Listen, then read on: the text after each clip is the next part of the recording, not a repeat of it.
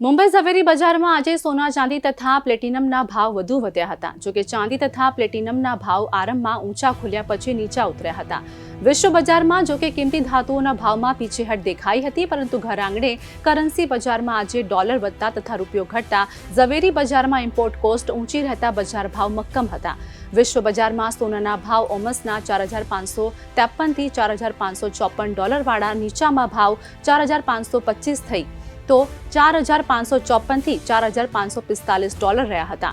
અમદાવાદ ઝવેરી બજારમાં સોનાના ભાવ 995ના રૂપિયા 1,62,700 તથા 999ના રૂપિયા 1,53,000 રહ્યા હતા, જ્યારે અમદાવાદ ચાંદીના ભાવ 2,65,000 બોલાઈ રહ્યા હતા। ભારતમાં કિંમતી ધાતુઓની ઇમ્પોર્ટ ડ્યુટી વધી છે તથા ચાંદીમાં આયાત અંકુશો પર લાદવામાં આવ્યા છે, ત્યારે હવે બજારમાં સપ્લાય જાળવી રાખવા બુલિયન બેંકની રચના કરવા વિશે all India jewellers and goldsmith ફેડરેશનના પ્રતિનિધિઓ દિલ્હીમાં કોમર્સ મિનિસ્ટ્રીને મળ્યાના સમાચાર પણ મળ્યા હતા।